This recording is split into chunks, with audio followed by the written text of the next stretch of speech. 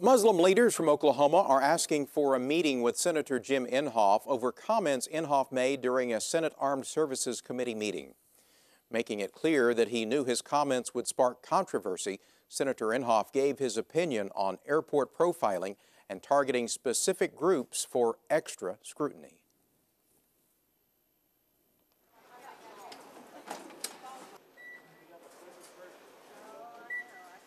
I believe in racial and ethnic profiling.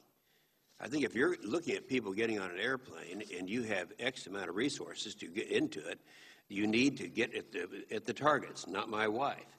But when you hear that not all Middle Easterners or Muslims between the ages of 20 and 35 are terrorists, but all terrorists are Muslims or Middle Easterns between the ages of 20 and 35, that's by and large true. Inhofe has yet to say if he will meet with Oklahoma Muslim leaders to discuss his views on profiling. Joining us live tonight from Oklahoma City to discuss this issue is Razi Hashmi, Executive Director of the Oklahoma chapter of the Council on American-Islamic Relations. Razi, thanks for your time this evening. Thank you for having me, Dick. Have you had any response from Senator Inhofe to your request for a meeting concerning his statements? Not at this time. We've requested a meeting and are waiting to hear back both from the Washington and local office. If your organization could send Senator Inhofe a message right now, what would it be? It's very disturbing to hear that a United States senator is painting an entire religious and ethnic group as suspected terrorists, and it does a great disservice to our tradition of racial and cultural heritage. What message would you send to Oklahomans who may agree with Senator Inhofe on this issue? To get to know their Muslim neighbors and to know that, we are just a part of this society as everybody else and have the same wants as everybody. Razi, are there any circumstances under which you would accept profiling of this kind?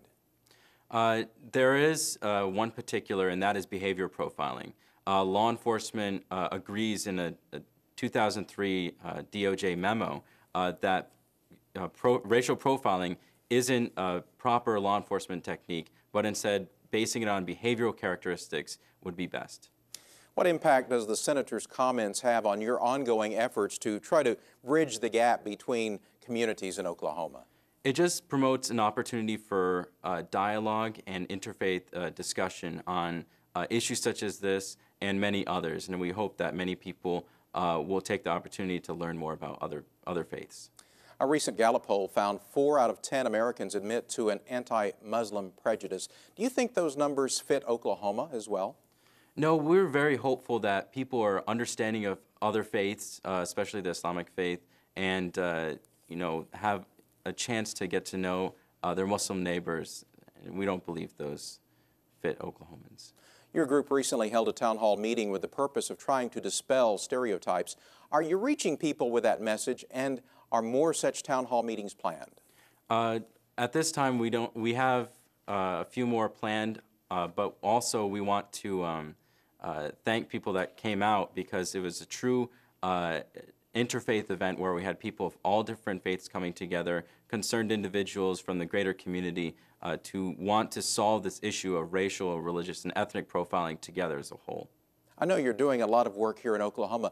What is the reputation, do you believe, of the National CAIR organization? Very credible and reputable in this country. We work with educators, law enforcement, civic leaders, governmental leaders, to ensure that our mission of promoting justice for all and also the mutual understanding of my faith and Muslims is upheld. What does your organization plan to do in following up with Senator Inhofe over these comments that he made today? We'll continue to request a meeting both in Washington and locally, and we hope to get a positive response from him soon. Any chance that you'll be going to Washington? Actually, yes. We'll be going probably in a couple weeks, so it'll fit in right in our schedule. Okay, very well. Well, thank you for joining us this evening, Razi Hashmi. Thanks for being here. Thank you for having me.